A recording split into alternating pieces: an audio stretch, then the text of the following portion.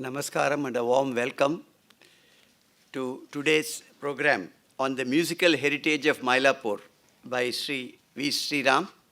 He is supported by Ms. Amrita Murali. Thank you. Good morning, everybody.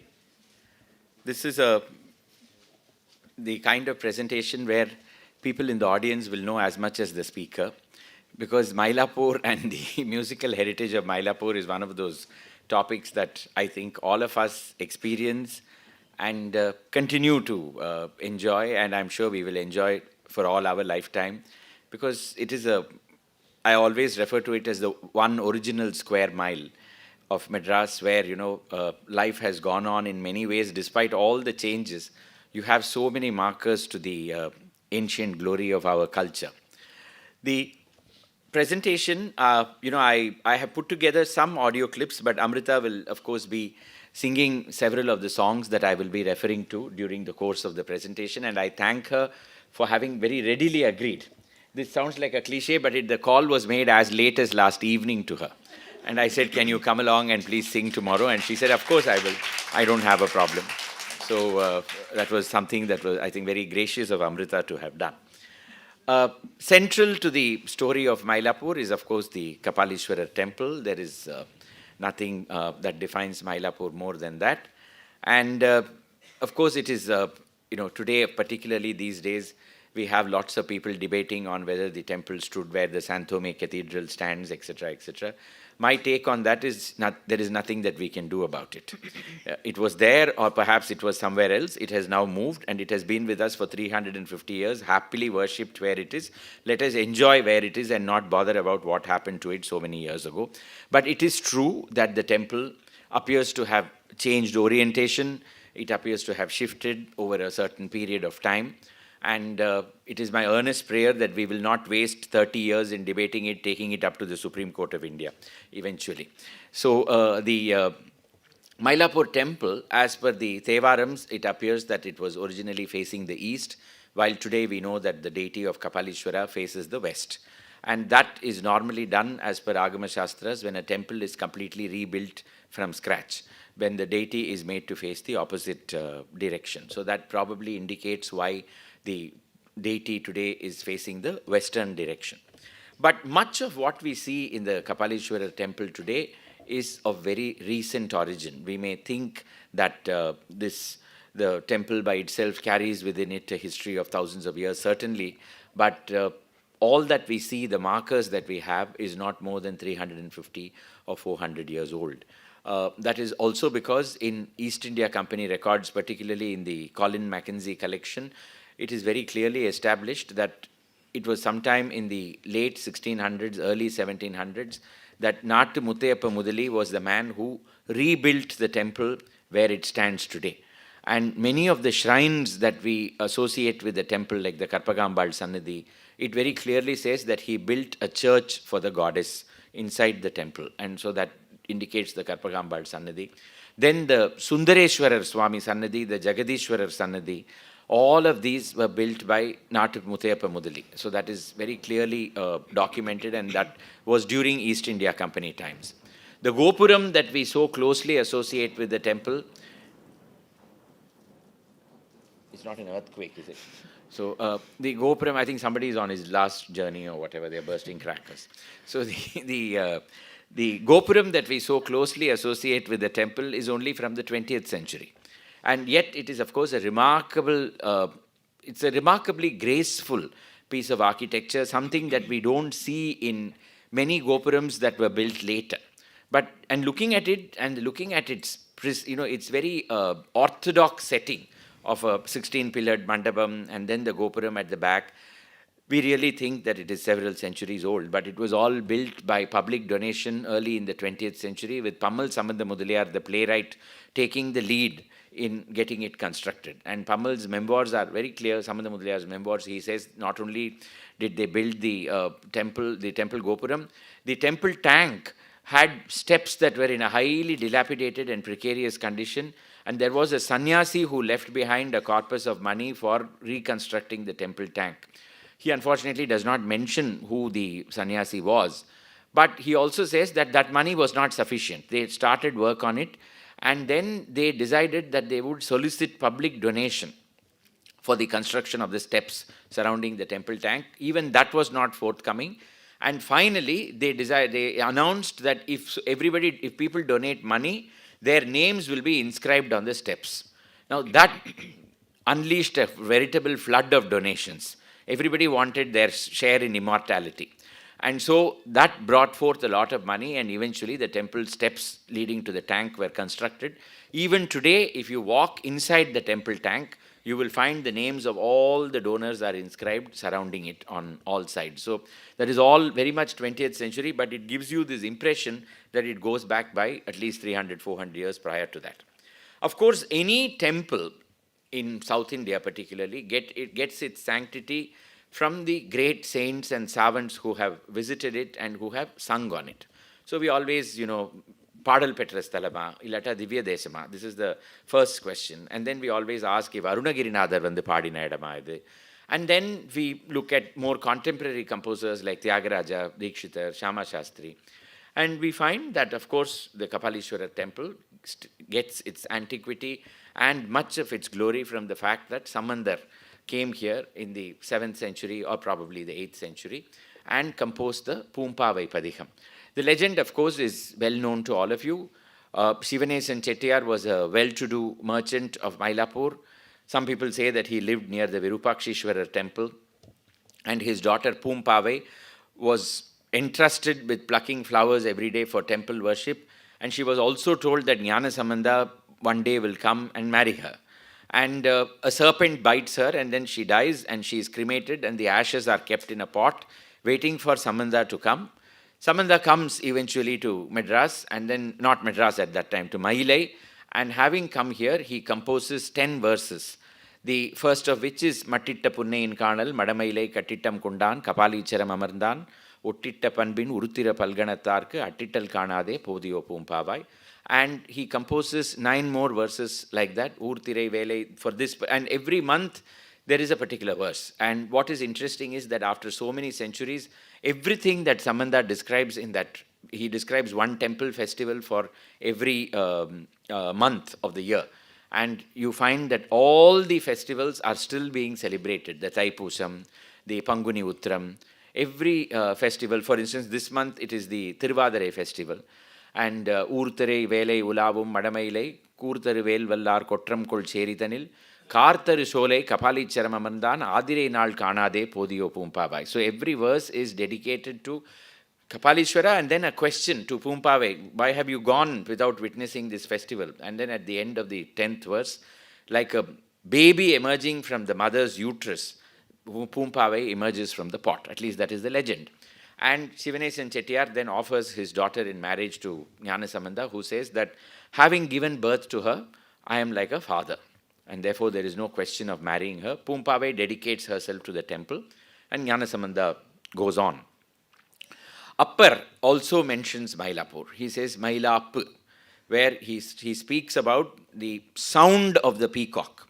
The legend of Karpagambal worshipping Kapali in the form of a peacock is clearly not of the time of the great Aravati Nayanmarkal. In fact, there is no mention of a goddess in the Thevaram Padigam, which Sambandha composed on Mailai. And therefore, it appears that Karpagambal made it later to the temple. But Kapali is the original deity, and Appar refers to the place as Mylap, which means it was a grove where there were peacocks all the time, and it was the cry of the peacock that was resonating in that particular area, which is how it becomes Mailai, Mylapuri, and then much later we find that the legend of Karpagambal worshipping Swami in the form of a peacock also makes its appearance. There is a third Nayanar very closely associated with this particular temple, and that is Vaila Nayanar. Vaila Nayanar, the legend goes that he built a temple in his heart. Having made a shrine out of devotion, he lit the lamp of knowledge, and he anointed the deity with sacred tears of bliss, and he remained happy. That's all that is required. So this was Vaila Nayanar, who is out of the 63 Nayanmars, he is the Nayanmar associated with this particular Kapalishwara temple, and he has got a shrine to himself also in this particular shrine, and it indicates the antiquity of the temple itself. Though it may have shifted over a period of time, or though it may have been rebuilt, it indicates how ancient the Kapalishwara temple shrine is. We take a direct jump from the time of Samanda and we arrive at the time of Arunagirinatha, and Arunagirinatha has composed verses on Singaravela, who is located in the Kapalishwara temple. And we also know that in Arunagirinatha there is no mention of a Kapalishwara. There is only a mention of Muruga. And then he talks about Shiva and all that, but he does not mention the name Kapalishwara anywhere in the verses that he has composed on Maile. And therefore, it only buttresses the belief that the Kapalishwara temple itself stood somewhere else, and this was an independent shrine. Later, when the temple was relocated, both the shrines appear to have been amalgamated into one. And we also have added evidence of this when we see that Kapali has got a Dvajastambham in front of him, thereby indicating that he is an independent deity who comes out in procession on certain days. Karpakambal does not have a Dvajastambham, so she comes out in procession only when Kapali comes out in procession. She does not have an Utsavam to herself. Singaravela has a Dvajastambham facing him, and he comes out on procession independent of Kapali on certain days. So that indicates that this was a separate shrine which over a period of time the two shrines have made it together. Arunagirinatha leaves behind a very beautiful description of Mylapore. Akasha Milirpa Mada Malige. So there are buildings that go and touch the sky. Then Vanaja Vavi Puvode Vayalode Vahana Maile. Beautifully planned Maile with lotus tanks and rivers and everything. The Vahangiradhu வந்து ஒரு அப்படி ஒரு அழகான வார்த்தை. அந்த plan பண்ணி அதை அந்த மாதிரி பண்ணியிருக்கா அப்படிங்கிறத அவர் காமிக்கிறார். பட் அவர் எந்த மயிலை பற்றி சொல்கிறாருங்கிறது தான் நமக்கு தெரியல. இப்போ இருக்கிற மயிலை, whether he could not have seen this, because once again we know that after Muthiyappa Mudali died, there was a break in the temple worship. It was given to two people called Kanakasabai Pandaram and this man after whom the first street is named in the temple, Ponnambala Vadyar. So it was given to, the first street is called Ponnambala Vadyar immediately after the Kapalishwara temple. So these Kanakasabai Pandaram and Ponnambala Vadyar were the first people who took over the worship from Muthiyappa Mudali. Then we know that Natu Subaraya Mudali came, and so on and so forth, and we know that several others then came. And one of them was the one who endowed the 4 Madavidis as we know of it today. And it is also very clearly recorded that he brought a set of, what is recorded in East India Company is that he was the Kokinopoli, which is Kanakapillai of the company Bahadur, and he brought in the courtesans, he brought in the first circle of worshippers, that means the Agraharam that was constructed, and he then created the 4 Madavidis around it. So that is very clearly indicated that this was all a colonial influence. In the midst of all this, we have what is called Matala Narayanan Thir.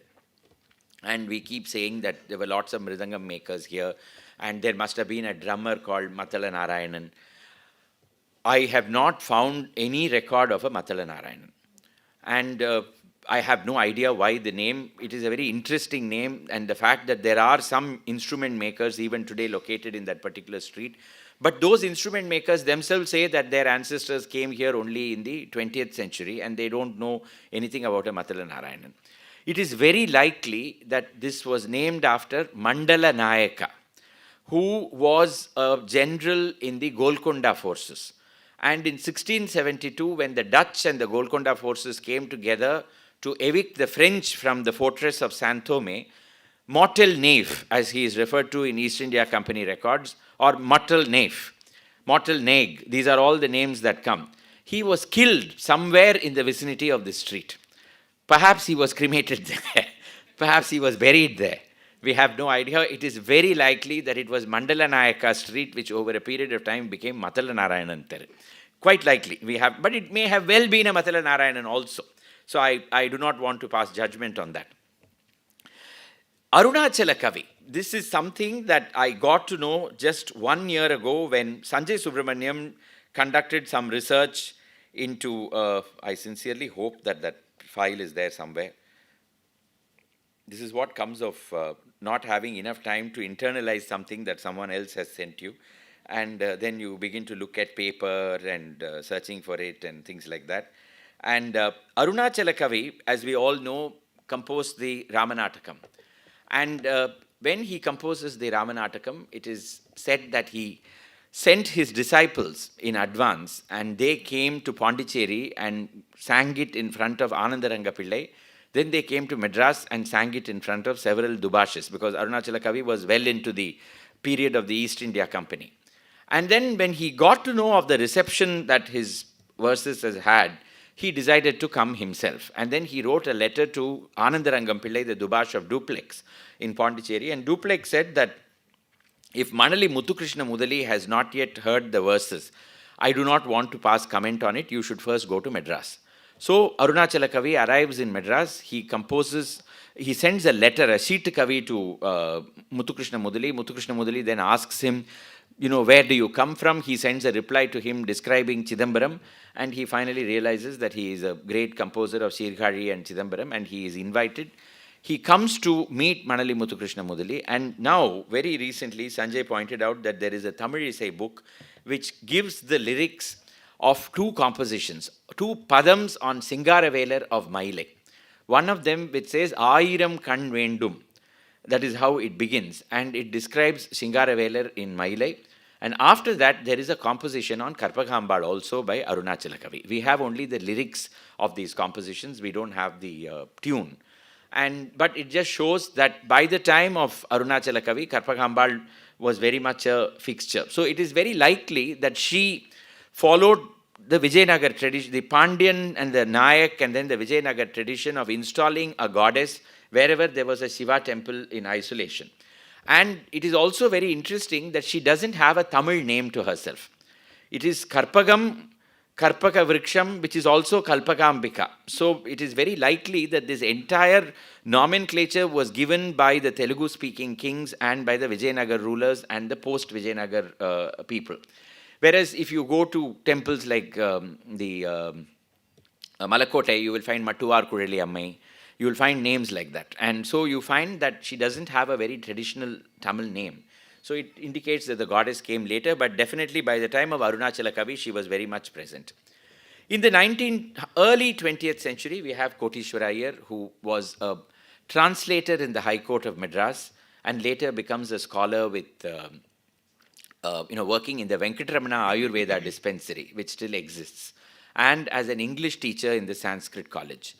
And in the 1930s, Kotishwara Iyer embarks on this exercise. He was the grandson of Kavi Kunjara Bharati, and he embarks on this exercise of creating 72 compositions in all the 72 Melakartas, which eventually is published even in his lifetime as Kanda Gana Mudam, and with words of appreciation by other greats who were living in Mylapore at that time, T.L. Venkatarama Iyer, Parur Sundaram Iyer, and all, they've all written words of appreciation. Much later, the songs would be propagated by yet another Mylapore great, but I will come to him later. At this point of time, all I would like to say is that S. Rajam, in his memoirs, has said that as a child, he remembers Kotishwara Iyer standing at the intersection of Tekkur Silva Vinayakar Kovil Street and South Mada Street and mumbling wordlessly looking at the Gopuram of the Kapalishwara temple, with his hands keeping to the beat. He later told me that he realized that Kotishwara Iyer was composing and singing when he was walking by. Rajam was born in 1918, and so Kotishwara Iyer was alive till 1932. So it is, and Rajam remembers very clearly going to PS High School and watching. This is even documented in the Shruti magazine interview in the feature on Kotishwara Iyer. He remembers very clearly Kotishwara Iyer standing at TSV Kovil Street, South Mada Street corner, and you have a direct view of the Gopuram from there, and him composing the song. So today, let's start with Kalitira Vandarul in Todi by Kotishwara Iyer, and then we'll proceed further. Kalitira Vandarul Sukumar, Kalitira Vandarul Sukumar, Kalitira Vandarul Sukumar, கலிதீர வந்தருள் Sukumara கலிதீர வந்தருள் Sukumara கலிதீர வந்தருள் Sukumara கலிதீர வந்தருள் Sukumara கலிதீர வந்தருள் Sukumara கலிதீர வந்தருள் Sukumara. So while she was singing, I was able to locate the song. ஆயிரம் கண்கள் வேணும் மயிலாப்புரி ஆறுமுக சிங்கார வேலவரை காண ஆயிரம் கண்கள் வேண்டும். That is the composition of Arunachala Kavi on Singaravela of Mylapore. Now this song, Kalitira Vandarul, has had a long history in the copyright fights that we have had in the world of Carnatic music, but because that involved two great Mylapurians together, I will come to that a little later. In the 1930s, at the invitation of T.L. Venkatrama Iyer, whose photograph you see in the middle, Ambi Dikshitar, who was the descendant of the Muthuswami Dikshitar Parampara, he comes to Madras in order to teach T.L. Venkatrama Iyer the compositions of Muthuswami Dikshitar. And at that time, Professor Sambamurthy was very involved in conducting what was called the Summer School of Music in Madras, where, along with the Reverend H.A. Popley, they would teach music to evangelicals, and then later it also became teaching music to several people who wanted to learn it in the traditional way. And they would hold these competitions which were recognized by the government.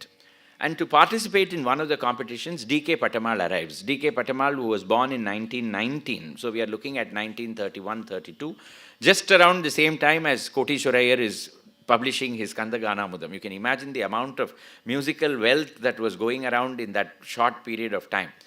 And there is this competition, and Patamal arrives, and she has no idea as to who are the three judges. All she knows is that there are three venerable personalities seated, and she sings, and then they ask her, வேற ஏதாவது பாட தெரியுமாமா? And she says, ஓ பாட தெரியுமே. So என்ன தெரியும்னு உடனே ஸ்ரீ சுப்பிரமணியாய நமஸ்தே பாட தெரியும். So the old man in the corner, kind of wakes up and says, seri paadu. And at the end of it, after being adjudged the first in that competition, they reveal themselves. One is Professor Sambamurthy, the other is Tiger Varadacharya, and the third is Ambi Dikshitar.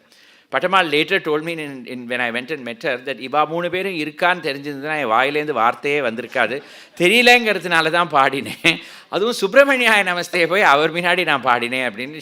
Then he, I believe, said, who has come? He asked who has come with her, and then when she mentioned that her father was outside, he asked for him to come. And he said that I know you are from Kanchipuram and you have to go back, but I would request you to stay here because I want to teach your daughter music. And this man, Patamal's father, was a very humble school teacher in a private school, and he was not going to get holidays. And he was in a quandary, and then there was a cousin who had come along who said that this is a once-in-a-lifetime opportunity. Stay back for 2 or 3 days, and then you go. And so they stayed back, and they would come to Ponnambala Vadiyar Theri. That is, Patamal very clearly remembered that is that first street in Mylapore. So just outside the temple, and that is where Ambi Dikshitar was staying in rented accommodation. And so Patamal comes for 3 days, and during that time, she learns Bala Gopala and Kanchatalaya Dakshi. These are the two compositions. And then the father has to go back, so he's taking the daughter with him, and when Ambi Dikshitar tells him that every time I come to Madras, I will inform you by telegram or letter that you should bring your daughter. But when they go back, the first thing they get is a telegram saying that he's died in Ettayapuram. So it's a huge shock to the two of them. But later, T.L. Venkatrama Iyer would make up for that, and he would teach Patama several Dikshitar Kritis, and eventually, she would emerge as a great authority on Dikshitar Kirtanes. We come to Papanasam Sivan. Sivan first arrives in Madras in 1921, and he is invited by A.K. Ramchandra Iyer, one of the great patrons of the art living in North Mada Street at that time.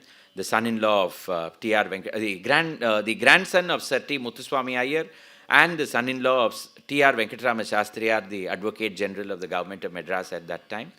And AKR is shocked to see somebody who is so emaciated, who is arriving to conduct the the bhajana during the temple festival, the Panguni Uttram festival. He doesn't like it. He thinks that a Bhagavatar ought to be more impressive when compared to Papanasam Shivan. So Shivan is made to stay outside the house. He just shuts the door on his face.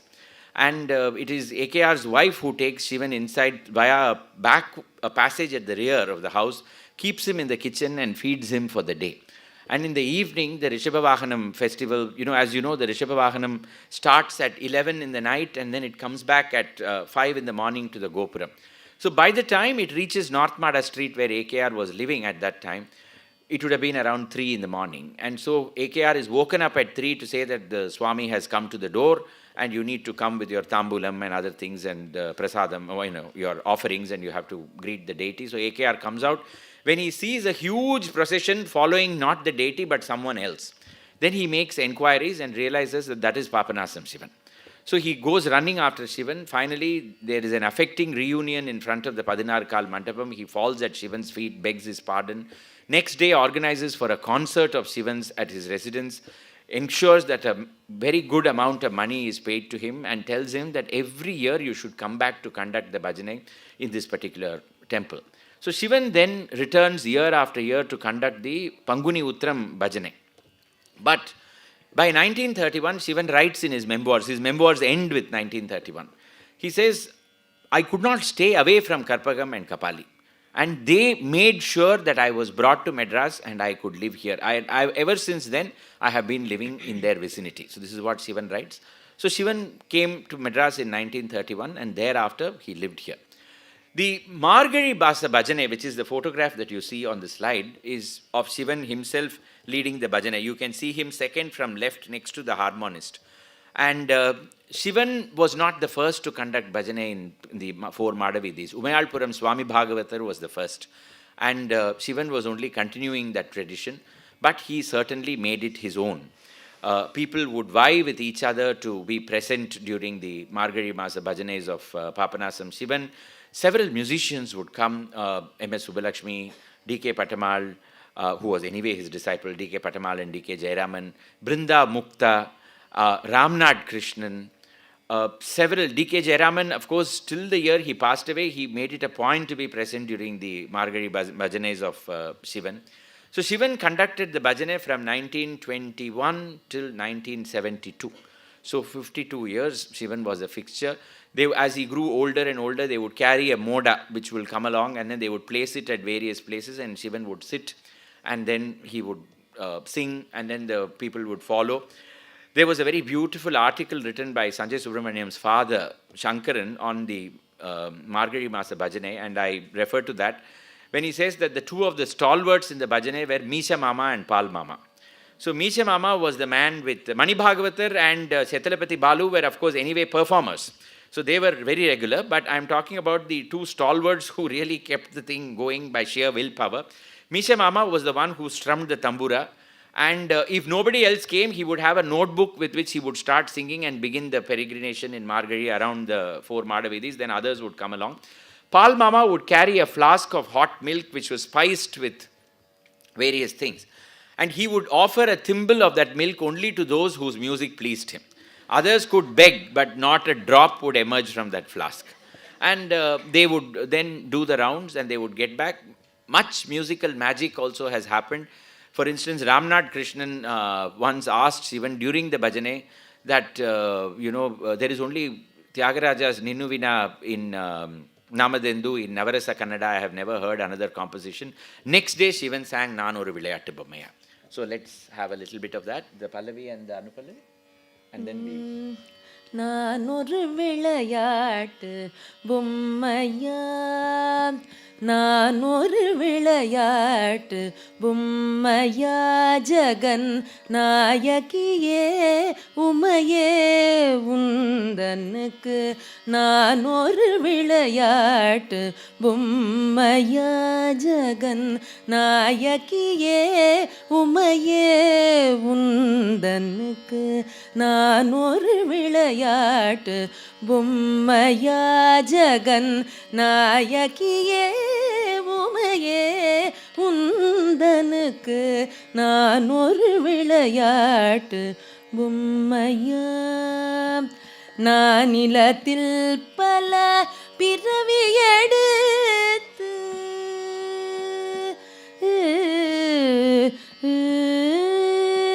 நான் நிலத்தில் பல பிறவி எடுத்து நான் நிலத்தில் பல பிறவி எடுத்து திண்டாடினது போதாதா தேவி நான் நிலத்தில் பல பிறவி எடுத்து திண்டாடினது போதாதா உந்தனுக்கு நான் ஒரு விளையாட்டு பொம்மையா ஜகன் நாயகியே உமையே உந்தனுக்கு நான் ஒரு விளையாட்டு பொம்மையா. What is very interesting is that the bhajane still continues. Rukmini Ramani takes it and Ashok Ramani is there and people like Baby Sri Ram and others come and participate in it and it still happens. For many years it was Charumati's brother Balu who used to come and distribute flowers, was it, to everybody who would... Pongal. He would come and give Pongal to everybody. I can never forget Balu. And her brother was a fixture. I still remember participating in one year when he came, and then I was told that this is part of a continuous tradition. Every year he will come and give Pongal to everybody who participates in the bhajane. So it's a very heartwarming exercise, and it's only because I'm stuck with the academy that I don't go there but it is the greatest of struggle that I prevent myself from going and being a part of that bhajane tradition. Muthaiya Bhagavatar and T.L. Venkataramayar both lived in the same house in Madavidi, in Sannidhi Street actually. The building, S. Rajam pointed it out to me, that is where the Indira Metal Stores shop is today, in the shadow of the Padinarkal Mandapam. Venkataramayar living in the ground floor and Muthaiya Bhagavatar living on the first floor. And Muthaiya Bhagavatar, of course, I don't have to go into that, a very, very colorful personality, a larger-than-life personality, the first Carnatic musician to get a doctorate by writing a thesis and not honoris causa. His Sangeeta Kalpadhrumam is the thesis on the basis of which he was awarded a doctorate, and of course he was a prolific composer. And he taught several people music in this particular area, including S. Rajam, Madhura Mani Iyer. They were all students of Muthaiya Bhagavatar at that point of time. Of course, T.L. Venkataramayar also. And before we go further, we'll come to Muthaiya Bhagavatar a little while later and then we'll continue with that. Some of the other greats who resided in Mylapore or who had a great association with Mylapore, and this is not by any means a comprehensive list. In fact, the list keeps growing over a period of time. Only last night after I had put everything away, then I realized that I hadn't put up Kumari Kamala's photograph anywhere, but then I decided I'll take it up later. So, Madhura Mani Iyer first comes to Madras as Master Subramaniam along with his father for participating in the All India Music Conference in 1927 when his father presented a paper and Mani Iyer sang the songs to demonstrate, technically elect them. And 2 years later, he has his first Kacheri in Madras, which was on North Mada Street. K.V. Krishnaswamy Iyer's son, Vaitishwaran, whom we all remember as Achu Mama, his sacred thread ceremony was going to happen and they blockaded the streets and Madhura Mani Iyer was asked to perform and that was his first performance. Later on, he shifts to Madras. He lives in Nat Subraya Mudali Street. Much later, moves to Mayavaram when Madras is evacuated following this during the Second World War. Remains in Mayavaram till the 1950s. Comes back, lives in rented accommodation in Luschurch Road, which is also Mylapore. And finally, in the late 50s, builds his own house in Karpagambal Nagar, which is still standing, and shifts into it. The Luschurch Road bus stop was known as Madhuramani as long as he was living over there. That is because of the kind of pull that his music exerted on everybody. It was not meant just for the classes, it was meant for everybody. It was very well known that GNB is supposed to have said that in Mani's concert, you will not even get a cup of tea because all the tea sellers will also be in the audience. And rickshawalas are known to have refused Savari only for when concerts of two musicians are in progress. One is Madhuramani, the other was Flute Mali. K.V. Ramanathan remembered after so many years how there was a crack in the wall through which Madhuramani was visible. And two rickshaw pullers were taking turns to watch the performance through that at RR Sabha, just to get an idea as to, just to be able to, and they were placing their ear, he said, and not their eyes, because they wanted to hear better. So that was the kind of love that people had for Madhuramani Iyer's music. Ariyakudi Ramanujayengar is a much later entrant into Mylapore. He shifts only in the 1950s and initially lives in Nadu Street and later on shifts to what is known as Samandan Colony for not very edifying reasons, and we will leave it at that. And that is where he lived, in Samandan Colony thereafter, which is where he passed away. The Devanathan Street Samandam Colony intersection still has a bus stop, but Devanathan Street is now a one-way, so the bus stop is actually on the opposite side. And that was known as Ariyakudi till the 1970s, long after he had passed away. Mushiri Subramanya Iyer, this is a 1939 cartoon of Mushiri singing and from Ananda Vigadan. And Mushiri was a very early entrant into Mylapore. He lived initially in Natsubraya Mudali Street, and then later when he acted in the film Tukaram, he made enough money to purchase the house where the family resides even today. And today the road itself is named after him. Oliver's Road is today known as Mushiri Subramanya Iyer Road, and that was because of the way Semungudi Mama pulled the strings to ensure that the road was eventually named after him. So that is, Chittur Subramanya Pillai used to live in Appu Mudali Street for a long time, and his son Bhimraj lived there till around 10 years ago. I have been to that particular house, I have seen it and all that. We come to a personality who is still associated with Mylapore, and that is Parur Sundaram Iyer. Parur Sundaram Iyer, who moved here in the early 1920s or 30s and built a house in Upper Swami Kovil Street, which he very aptly named as Sangeeta Vilas. And the name Sangeeta Vilas was because he had learned, he went to learn, but he ended up teaching at Paluskar's Vidyalaya, and there the main hall was called Sangeeta Vilas. And so when he came to Madras, the house he built, he named it that way. And Pandit Ravi Shankar's first performance in the city was in Sangeeta Vilas. Omkar Nath Thakur's first performance in the city was in Sangeeta Vilas. And the fourth generation is still continuing that violin tradition, living in that house. Tiger Vardacharya used to live in a place called Kochapete, which some of us are very familiar. I'm sorry for that. But our house used to be further down the road in a place called Bangaru Ammal Kovil Street, and we used to refer to the house as Buffalo's View because that was the only thing we saw morning to evening. But Kochapete was very close by, and Tiger Vardacharya used to live there. Before I go away from this galaxy of greats, I must also point out to you that perhaps there is only one organization in the history of Carnatic music that was formed by musicians for musicians and still continues to thrive, and that is the Tyagaraja Vidvat Samajam. With Muttaya Bhagavatar, Parur Sundaram Iyer, Maharajapuram Vishwanath Iyer, and several others. And several of the Mylapurians, Parur Sundaram Iyer, of course, was the mainstay, and with Muttaya Bhagavatar and others getting involved, and it still continues to exist and still has music performances in it. It is one of those abiding, wonderful memories of that particular area. Mylapore Gauri Ammal was the last Devadasi associated with the Mylapore temple. Her mother, Dorai Kannammal, was the penultimate Devadasi, very well known for her dance during the Bhikshatana procession. Gauri Ammal later became one of the foremost teachers of Abhinaya and was used by Kalakshetra and by several other people.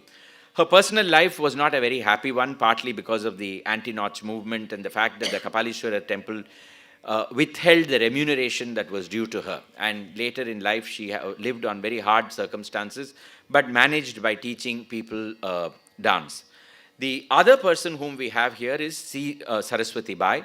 The reason I have put her up is that Saraswati Bai, and this is a story that I can go on forever, but I will curtail it to the maximum extent possible. In the railway station of Gutti in 1902 or 1903, a dying man is offloaded and nobody wants to take him further. And the station master is left with the dying man. The station master's wife is a woman of very strong character and says that you cannot just allow him to die on a railway platform. Let's take him home and take care of his last moments. But they take such good care of him that he recovers. And when he recovers, he reveals himself to be the richest man of Madras, Moddaverapu Dera Venkateswamy Naidu, the Dubash of Parry and Company. And he tells them, what the hell are you doing as a station master in God-forsaken Gutti? You resign this job and come with me to Madras. So they follow. The whole family shifts to Madras, 3 sons and 1 daughter, and they all live in Triplicane in a street that is called Buchibabu Naidu Street, Dera Venkateswamy Naidu Street, Buchibabu Naidu Street. In between there is Big Street. And that is where they lived, and every day they would go to Venkateswamy Naidu's house and perform secretarial functions. And anyway, he had enough need for people of that kind.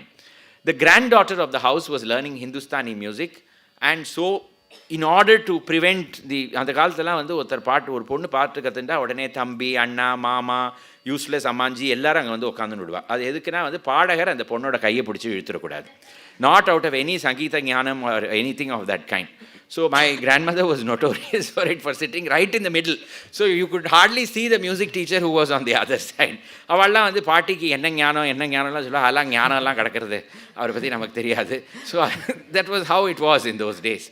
So we would all, many of my cousins and all learned, aunts, they all learned music that way. So Saraswati was the child of that secretary. So she had to be the companion to this rich man's granddaughter. She becomes much better than her. Family encourages it. And later there is a Harikatha teacher who comes home and teaches her Harikatha. The first ever performance she does privately is in the house of Venkateswamy Naidu, which is today the place where the Kamadhenu Theatre is standing, and that was called Lakshmi Vilas at that time. Later, of course, Saraswati's life is one of great struggle. She becomes the first non-Devadasi to take to performing in public, and people pass all kinds of allegations on her, saying that, she's a woman of loose character because she has taken to the stage, but Saraswati remains very firm. After the first performance, a second performance is organized in Georgetown. A third performance is organized in Mylapore in Mundakanniamman Kovil Street, near the house of in the house of a very famous Chettiar, Murayur Shanmukam Chetti. The police is actually called in to quell the crowds that are standing in protest against a woman performing inside. And the performance is actually called off. And finally, of course, her career takes off and she becomes the first woman Harikatha artist. She becomes the first woman non-Devadasi to take to performing. Somebody who is completely forgotten today, but who was a great personality.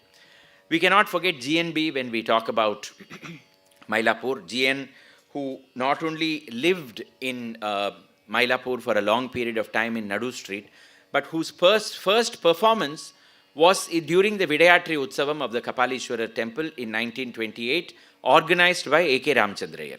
Mushri Subramanya Iyer was invited to perform. Mushri had a problem with his voice, and GN, who was then just learning music, was asked to come and perform with the same set of accompanists, and that is how he became, his first performance was, brought about, and he became a great success thereafter.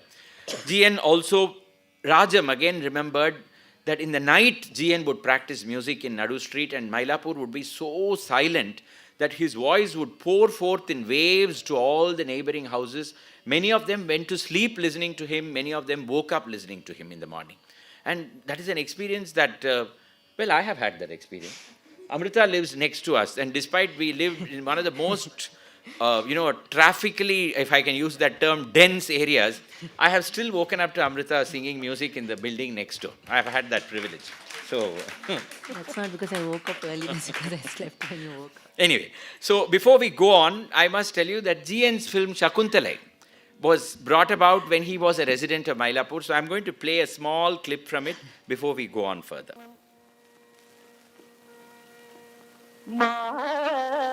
மாதவள் வனமின்னி மறந்து கணம் கரியேன் என்னை மறந்தனும் மாதவள் வனமின்னி மறந்து கணம் கரிய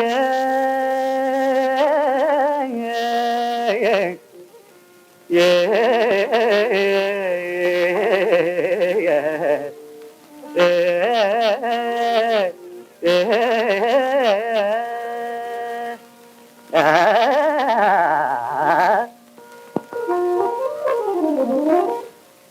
செய்யும் வினை மறந்து மெய் உள்ளம் மறந்து அரண் மனை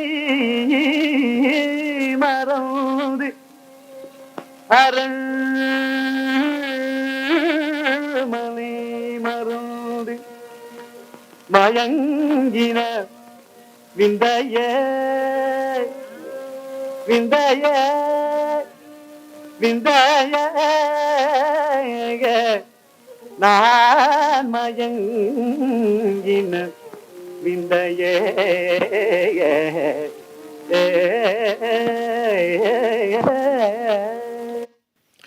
This is Nadu Street, where GN must have lived at that time, and this is where he must have gone to shoot for that particular film.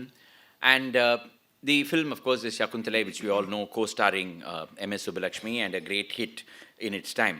Interestingly, that painting, which he is drawing at that time with a palette and all that, he actually did a painting.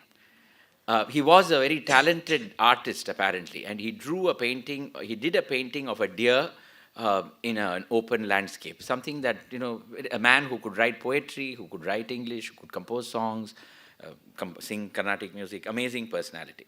But Nadu Street is best associated with number 41, which is the house where Mylapore Sundaram Iyer lived, a lawyer who never practiced. He was not on speaking terms with the law. You could live like that in those days. Today it is impossible. You moved in your career. If you were a starting lawyer, you lived in Chitrakulam. Then you moved to Nadu Street. As you became more successful, you moved into you moved to Palatop. Then if you made more money, you moved into North Mada and South Mada.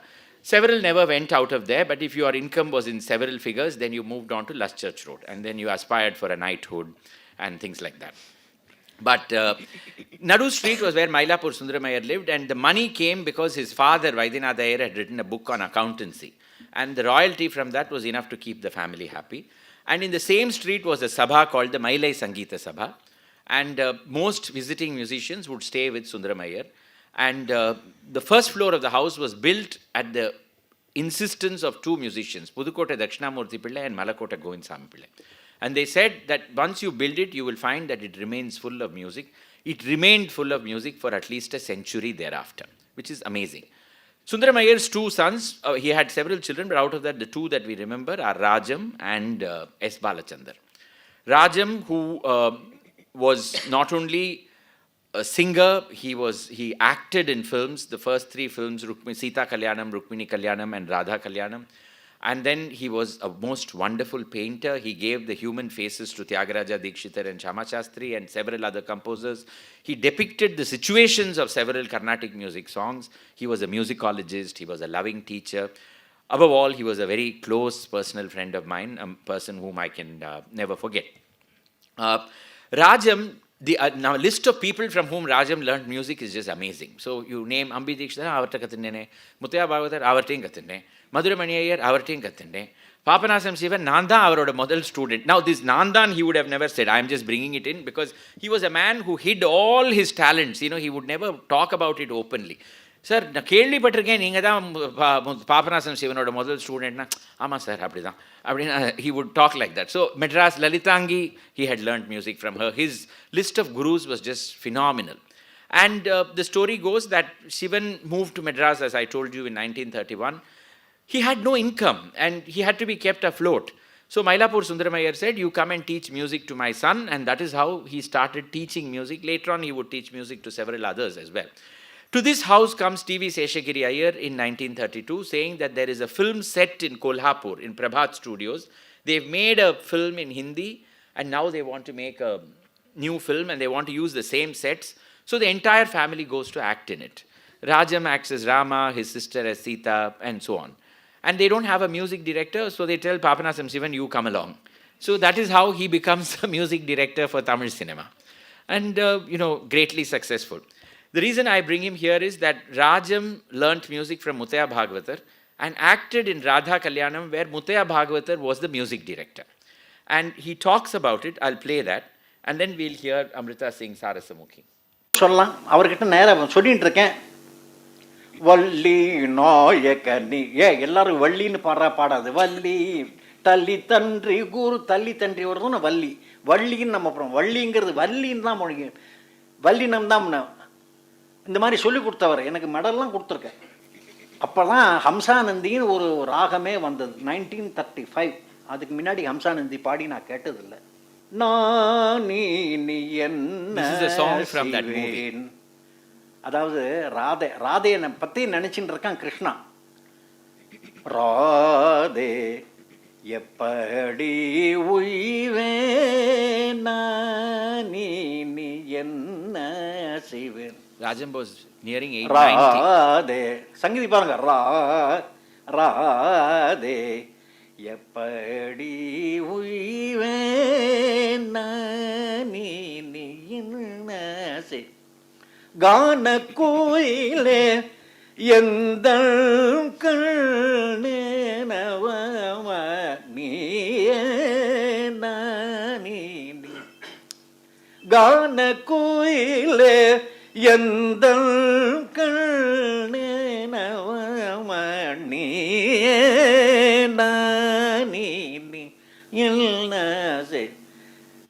Let's hear Amrita sing Sarasamukhi before we go further. सारसमुखी सकल भाग्य दे,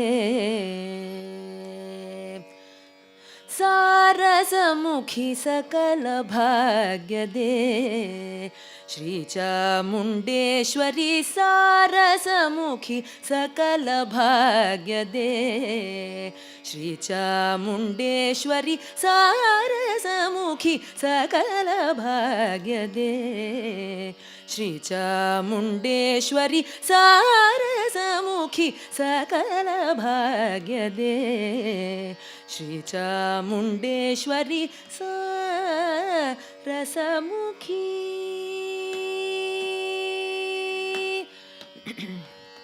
मारा जनक सोदरी, मारा जनक सोदरी, मारा जनक सोदरी, मारा जनक सोदरी, मारा जनक सोदरी, महिषासुर मर्दिनी सारसमुखी सकल भाग्य दे, श्री चामुंडेश्वरी सारसमुखी. हसितवदने आर्द्रहृदये, हसितवदने आर्द्रहृदये, हसितवदने आर्द्रहृदये, हसितवदने आर्द्रहृदये, हरिकेश निरते सदये, हसितवदने आर्द्रहृदये, हरिकेश निरते सदये, रसिक जन सम्मोदरुचिरे,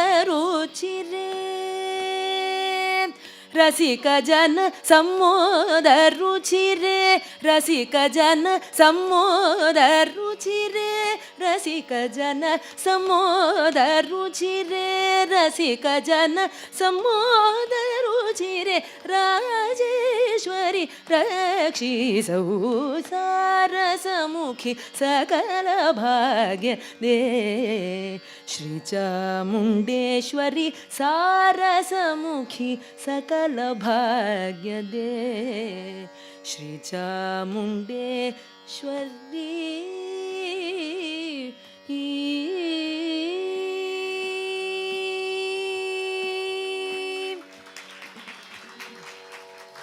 Rajam's brother Balachandar was no less talented. Of course, he was more eccentric than anybody else. But he was a genius in his own right. Beginning life as a vocalist and then going with the father used to take both sons as child prodigies and take them on journeys across the country where they would showcase their talent to a ticketed audience. So they would play exhibition chess matches, Rajam would sing, and so on, and so would Balachandar. At some place in Lahore, a South Indian woman in Lahore brought a disused veena and gave it as a gift. And Balachandar thereafter mastered the instrument, much to the annoyance of his father, who felt that he should have continued being a vocalist. But he decided that, a sitarist, so he became a veena player thereafter, taught himself the veena, and Balachandar's life is, of course, well known to all of you. His relentless fights about Swati Tirunal, his taking up cudgels on various things. But what is often forgotten is that Balachandar was also a very talented filmmaker. And he has acted in a few movies, he's also sung, and he's done, very different kind of films. Films with no songs in them, films with a lot of suspense in them, and so on and so forth. So there is this story, many of you will remember Kalyanaraman, starring Kamal Haasan, where there are these twins. One is killed, and then the other one, the ghost enters the other one and ensures revenge. So Idi Nijama is the earlier version of this, made on the basis of a Hollywood film. And Balachandar made that film. There are no prints of that movie any longer. But some of the songs have survived. So there is this very interesting situation where the surviving brother works in a shop that makes South Indian musical instruments. And he is very talented in South Indian music. And suddenly the brother who is abroad and who is exposed only to Western classical music and opera and things like that, he dies. And his ghost enters the body of the brother who is singing classical music. So he starts with Marubalga, and then you see what happens. And when I tell you, after listening to the song, you should know that it was recorded in one take of 3 minutes. No pauses or breaks anywhere, because the technology didn't exist at that time. The whole thing had to be done in one shot. And Balachandar does the whole thing. Just listen to it. Chara chora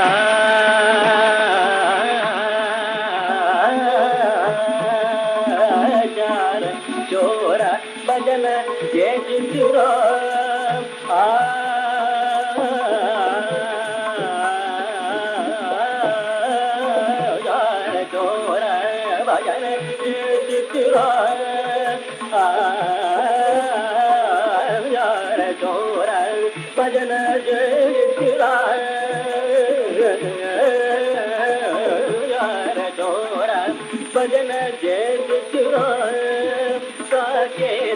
Sajana maru ka kunare mira mano ramana mami.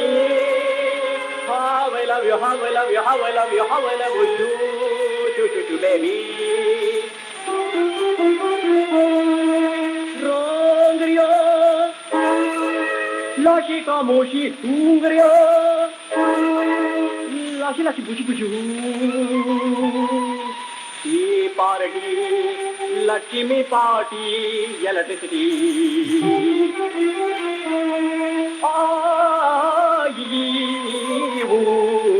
Yeah, I.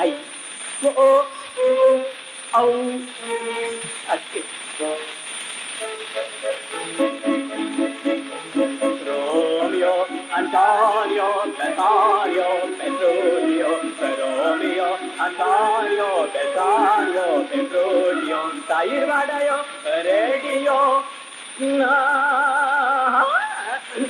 The other brother is trying to come back. Tair Vadayo, Radio.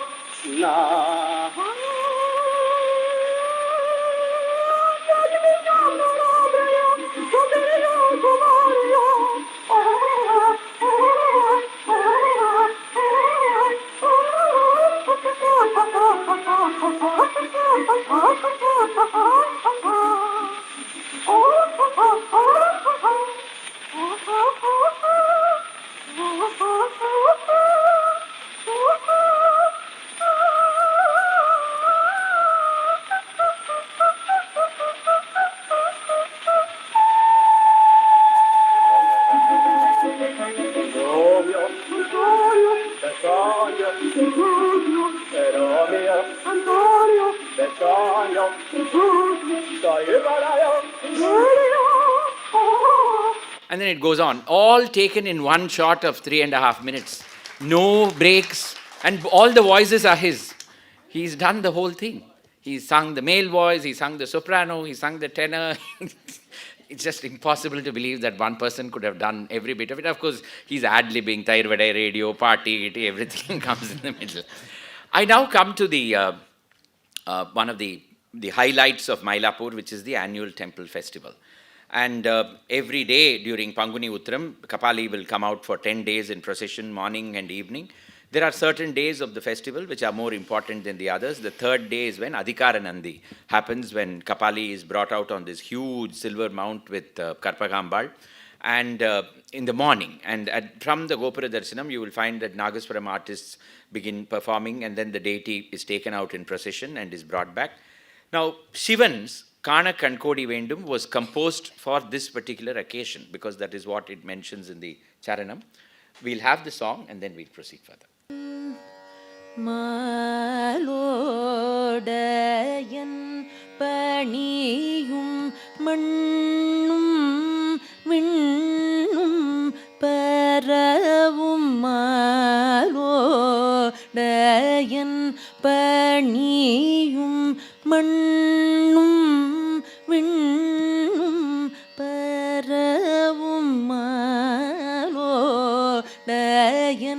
பணியும் மண்ணும் விண்ணும் பரவும் மறையாகமன்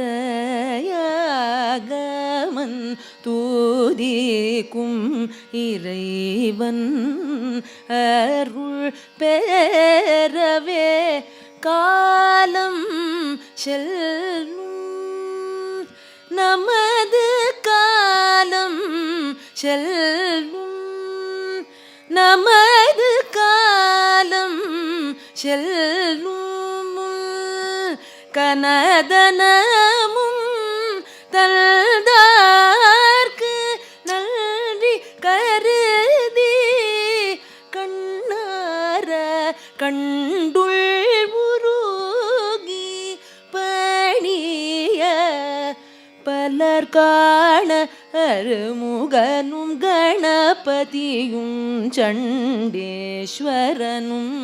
சிவகணமும் தொடர பலர் காண அருமுகனும் கணபதியும் சண்டேஸ்வரனும் சிவகணமும் தொடர கலைவாணி துருவும் பணி கல்பகநாயகி வாமன் அதிகார நந்தி சேவைதனை காண கண் கோட்டி வேண்டும் கபரியின் பவனி காண கண் கோட்டி வேண்டும்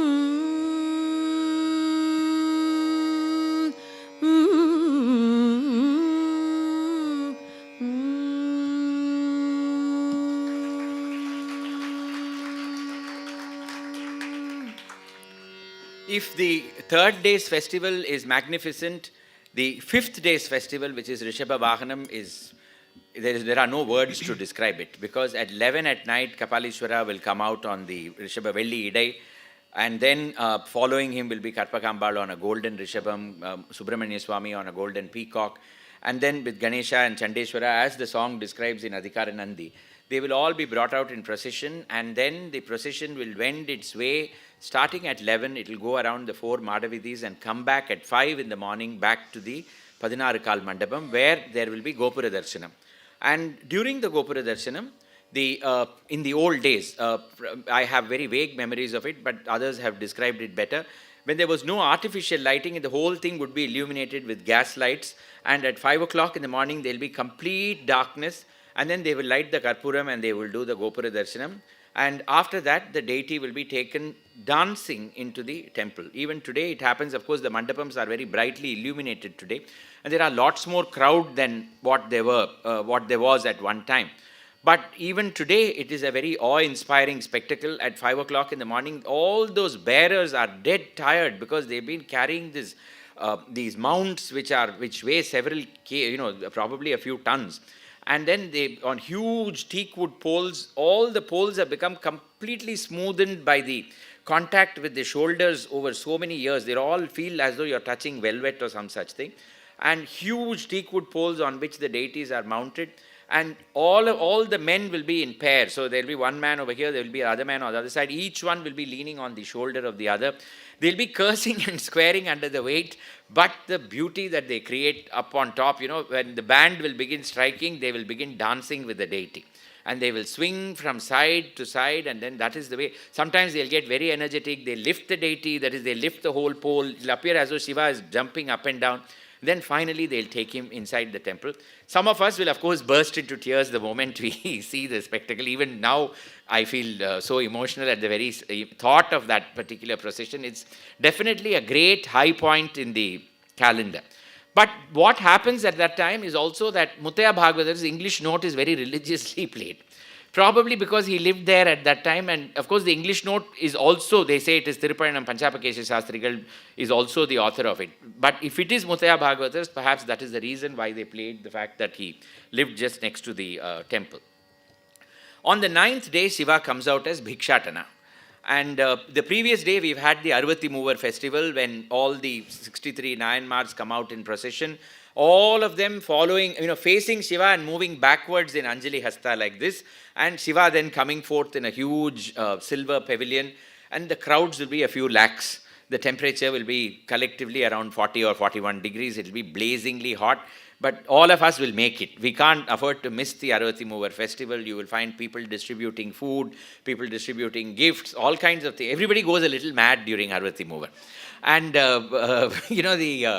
I have had, my go-down staff is a guy called Joseph. On that particular day, he'll go and distribute biscuits to everybody in Arvati Mover. Arvati Mover biscuit. Okay, very good. So that's how it happens. My dear friend Sunda Mami, who is not alive anymore, she, at the age of 92, she would go from Koturpuram, set forth to attend the Arvati Mover festival.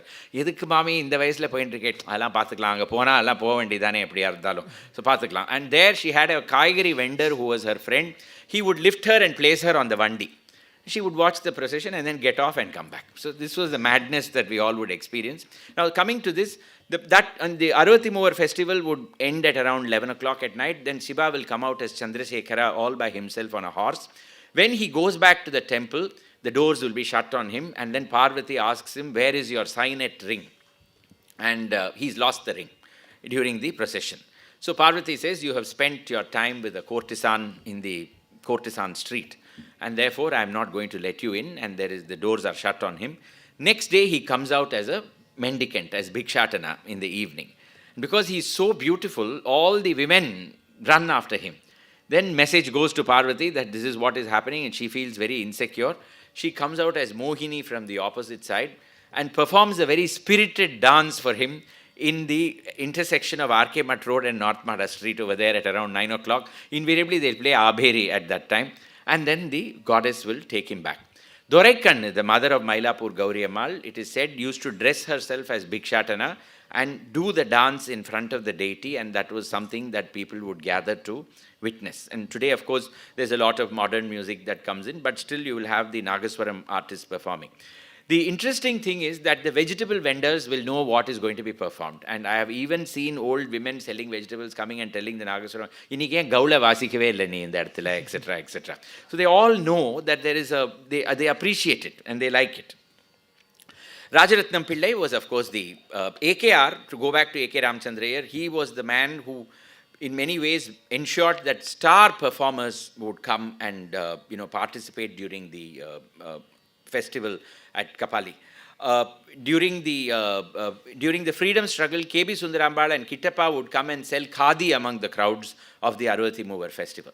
But Rajaratnam was brought by A.K. Ramchandra to perform very regularly. Many of the Nagaswaram artists would come, Thiruvimirlai brothers, then Thiruvidamarudur, Veerasamy Pillai, these were all regular, Sembanar Kovil brothers, they would all come and they would perform. And there is a very nice story that was printed in Ananda Vigadan about a Nagaswaram artist who lives in Mylapore but is not doing very well. And the patron in Mylapore organizes for him to go and perform. Panguni Uttram, several Shiva temples will be having festivals at that time. So he is sent, there is a performing opportunity for him in a lesser known temple. And it's going to make a lot of difference to his livelihood that he goes there and performs. So he sets out, But in the evening, when the temple procession is happening and Rajaratnam is performing, this patron turns around and finds that Nagaswaram artist is standing there and doing ballet besh and appreciating the art. He tells him, what happened? He says, இல்லை ஐயா அது வந்து பல தடவை கூட வரும் ஆனால் ராஜரத்னம் பிள்ளை எத்தனை தடவை என்னால் கேட்க முடியும் அதனால் நான் இன்றைக்கி அங்கே போகல இங்கேயே இருந்து அதை கேட்டுட்டேன். So that was the attitude that people had. Rajaratnam, of course, this is where he made his demands, and AKR, though he was a stormy petrel and a fiery patron, he agreed to everything that Rajaratnam asked for. First, Rajaratnam's condition was that why should I walk when the deity is in procession? Let the deity stop wherever I feel like playing the Nagaswaram. So they put up a set of platforms for him at various places. He would climb onto it and then he would perform the Nagaswarams. Kapali would wait at those places for TNR to finish. After some time, he said that if Kapali is going in a procession, I will also go. So they organized a lorry on which he was made to sit. And that would go in front. And then Kapali would follow behind him. But the last straw was that there should be no ambient noise when he was performing.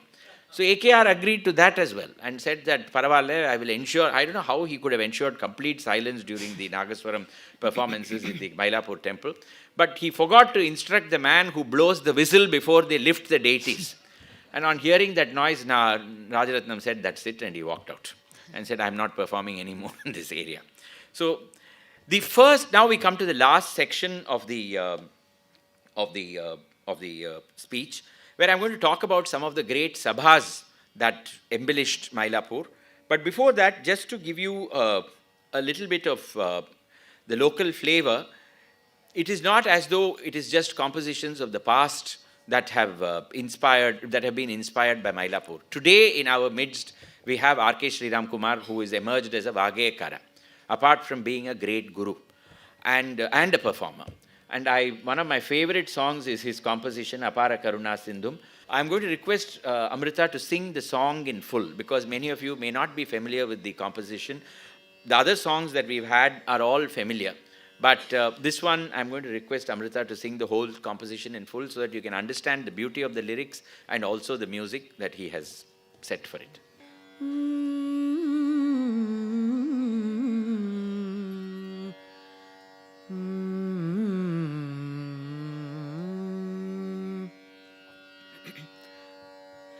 Apara Karuna Sindhum Bhairavisham Maheshwaram.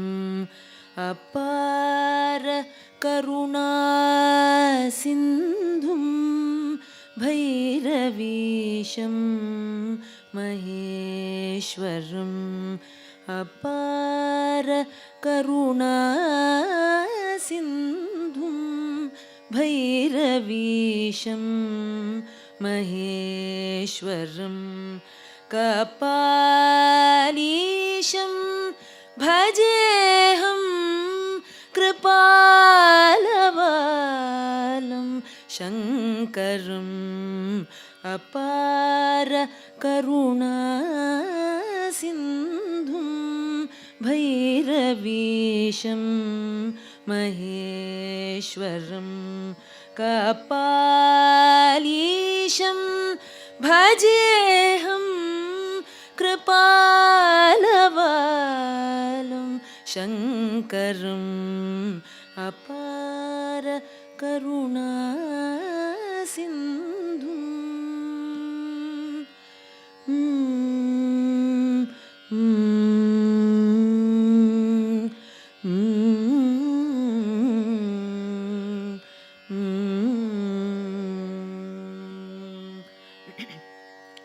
Kshapachara Kulaharam. Kshapachara Kulaharam.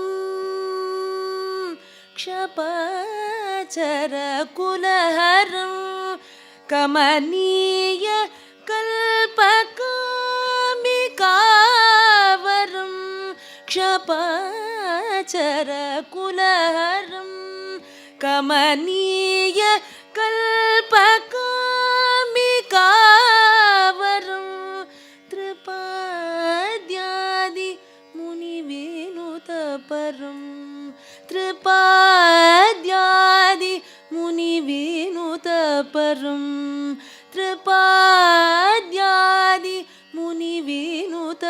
त्रितापहरं त्रितापहरं तरुणेन्दुधरं त्रिपाद्यादिमुनिविनुतपरं त्रितापहरं तरुणेन्दुधरम् अपार करुणासिन्धुम्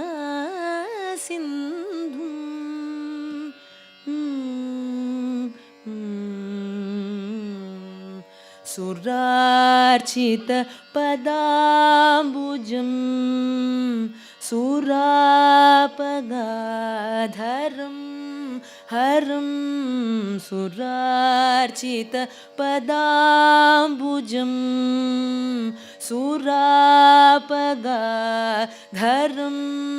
हरं धराधरादिभूषणं धरादि पञ्चकात्मकं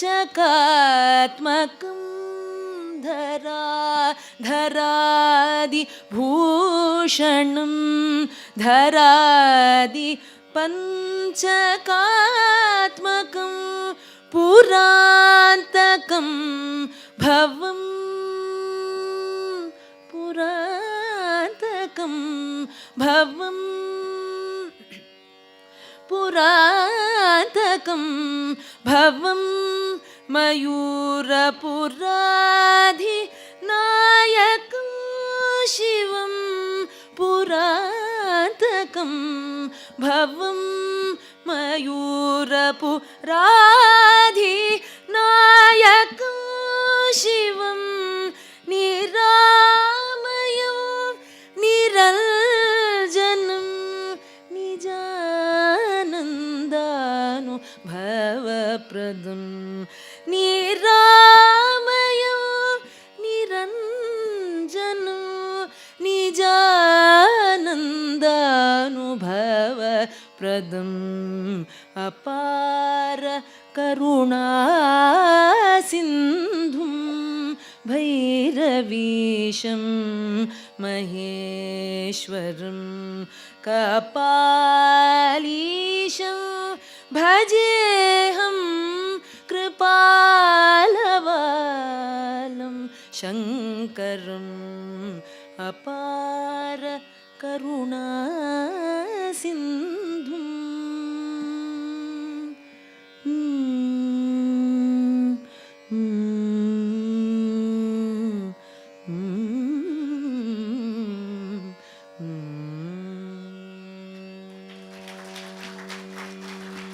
The first Sabha of Mylapore began at a place called it's called the Sharada Sangeeta Sabha, and that was on South Mada Street. The building still stands. It is the Law Weekly building, and it was owned by the Vembakam family, who produced several lawyers and judges of the Madras High Court. This is the Sabha where in 1911 they organized a competition for compositions on King George V. And Ramanathapuram Puchi Srinivasa Iyengar won the prize with his Satatamu Brovumaiya Chakravartini in the Raga Todi. So that the building is there, but the Sabha was a very short-lived one.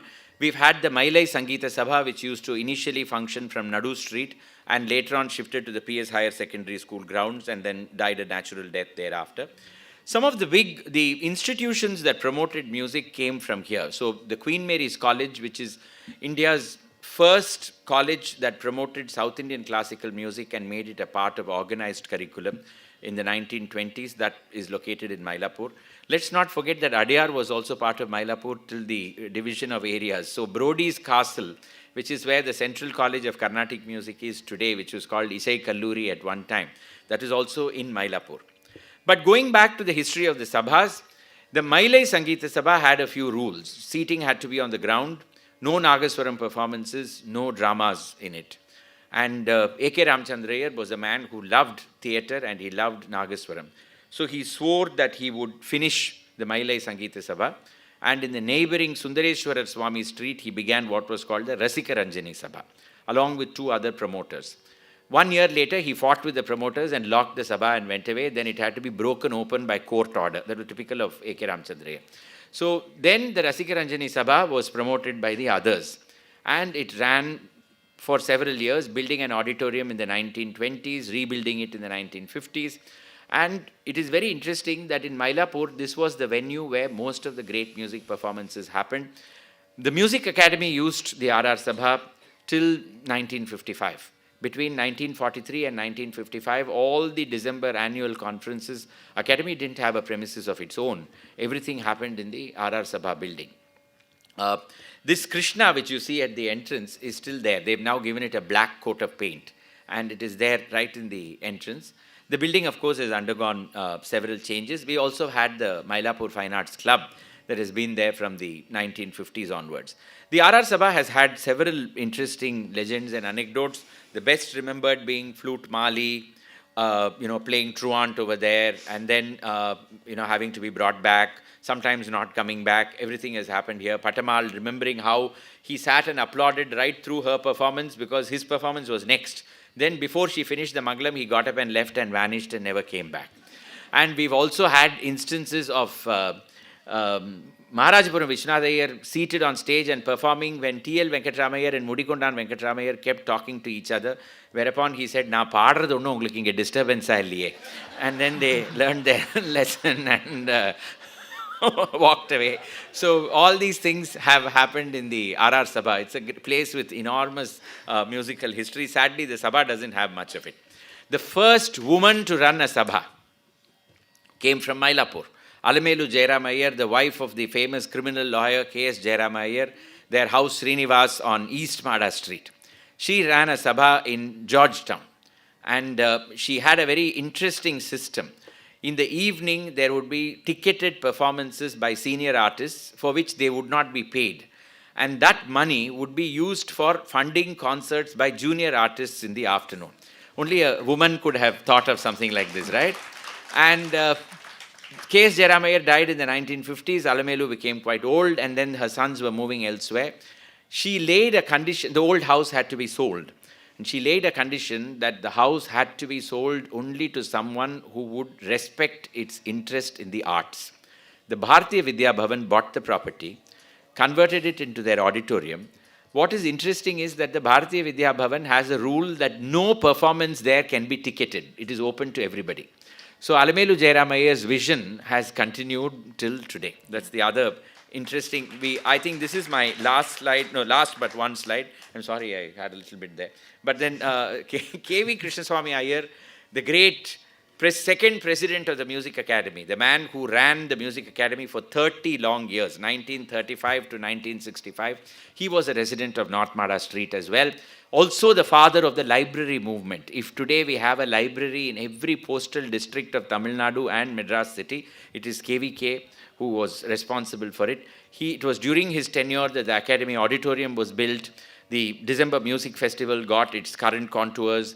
Everything. He was the man who created it.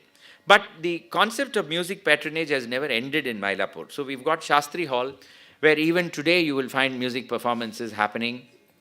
I picked up that photograph on purpose. So that is you getting the Nada Oli award, if I'm not mistaken. But the Shastri Hall, the reason why I put that up is you could be a sabha with no money, and yet you could afford to put up a performance in Shastri Hall. So Shastri Hall was where everybody who is somebody in music today made their name. They first came and performed. And if there was a presiding angel for Shastri Hall, that was Sangeeta Kalanidhi Dr. S. Ramanathan, who would come and listen even if a child was singing Charali Varshe or Janta Varshe over there, and he would appreciate it with genuinely from his heart. And he would say that இன்னைக்கு வந்து இந்த குழந்தையோட கமக்கத்தில் கோனேரி ராஜபுரம் வைத்தியநாதையர் பாடின ஒரு கமக்கம் எனக்கு காதில் விழுந்தது. And none of it was false, that he genuinely felt that way. And so I think with such an angel being there, it was no wonder that music flourished. But we've also had very interesting characters in Shastri Hall. There used to be the man who at the end of the third song would get up, open his dhoti, flash it in front of everyone and then tie it back. You got all kinds of interesting individuals in Srinivasa Shastri Hall. Then we had SVK, who ran and in whose name Raga Sudha still functions. SVK was a patron in our times. A man who came from Coimbatore, converted a part of his house into an auditorium. And how many concerts continue to happen over there? SVK had a few characteristic traits, one of which was that he would sing along with the artist, always at a shruti slightly lower than the main artist, and much to your annoyance. And he had a habit of prowling around like the troops of Midian. And his speeches were generally a little short of being insulting of the main artist. Like for instance, he would say, ரொம்ப நன்னா பாடுறா, அவ குடும்பமே ரொம்ப பெருசு, எங்க பாடினாலும் அவளே வந்து சீட்டெல்லாம் ஒப்பிடுவா, இந்த மாதிரிலாம் சொல்லுவார். அதான் you had to stomach. But you had to accept the fact that he had a very noble intention, that he created this place called Ragasudha, where you could afford to go and, conduct music performances. That's a photo of Amrita Murli getting Nada Oli from Sangeeta Kalanidhi R. Vedavalli. With that, I really come to an end of my presentation, but I can't let you go without asking you to sing Kana Vendamo. Okay. Kana Vendamo, Kana Vendamo, Kana Vendamo. ஐயனை காண வேண்டாமோ, ஐயனை காண வேண்டாமோ, தில்லையை காண வேண்டாமோ, இரு கண் இருக்கும் போதே விண்ணுயர் கோபுரம் காண வேண்டாமோ, இரு கண் இருக்கும் போதே விண்ணுயர் கோபுரம் காண வேண்டாமோ, இரு கண் இருக்கும் போதே விண்ணுயர் கோபுரம் காண வேண்டாமோ, காண வேண்டாமோ. வீணில் உலகை சுற்றி சுற்றி வந்தாள், வீணில் உலகை சுற்றி சுற்றி வந்தாள், வீணில் உலகை சுற்றி சுற்றி வந்தாள், மேதினி போற்றும் சிதம்பர தேவனை காண வேண்டாமோ, வீணில் உலகை சுற்றி சுற்றி வந்தால், மேதினி போற்றும் சிதம்பர தேவனை காண வேண்டாமோ, வையத்திலே கருப்பையுள் கிடந்துள்ளம், வையத்திலே கருப்பையுள் கிடந்துள்ளம், வையத்திலே கருப்பையுள் கிடந்துள்ளம், நைய பிறவாமல் ஐயன் திருநடம் காண வேண்டாமோ, வையத்திலே கருப்பையுள் கிடந்துள்ளம், நைய பிறவாமல் ஐயன் திருநடம் காண வேண்டாமோ, ஓட்டை சடலம் ஒடுங்க வெற்றலிம்பு கூட்டிலிருந்துயர் ஓட்டம் பிடிக்கும் முன் காண வேண்டாமோ, ஓட்டை சடலம் ஒடுங்க வெற்றலிம்பு கூட்டிலிருந்துயர் ஓட்டம் பிடிக்கும் முன் காண வேண்டாமோ, இரு கண் இருக்கும் போதே விண்ணுயர் கோபுரம் காண வேண்டாமோ, காண வேண்டாமோ.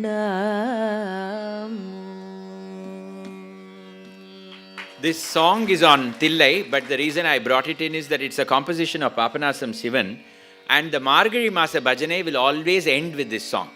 The moment they come back to the Padinarkal Mandapam and they see the Gopuram, they will all sing Kana Vendamo at that particular point. So that's the reason why I brought it in over here. Now we will have the proper conclusion, which will be Karpagame in Madhyamavati. So with that we... கற்பகமே கண் பாராய், கற்பகமே கருணை கண் பாராய், திருமயிலை கற்பகமே கருணை கண் பாராய், கற்பகமே கருணை கண் பாராய், கற்பகமே கருணை கண் பாராய், சிற்பரயோகியர் சித்தர்கள் ஞானியர் சிற்பரயோகியர்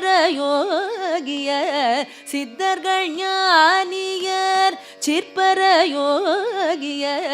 சித்தர்கள் ஞானியர் திருவுடையடியவர் கருதும் வரமுதவும் திருமகளும் கலைமகளும் பரவு திருமயிலை கற்பகமே கருணை கண்பாராய் சிற்பரயோகியர் சித்தர்கள் ஞானியர் திருவுடையடியவர் கருதும் வரமுதவும் திருமகளும் கலைமகளும் பரவு திருமயிலை கற்பகமே கருணை கண்பாராய் கற்பகமே கருணை கண்பாராய்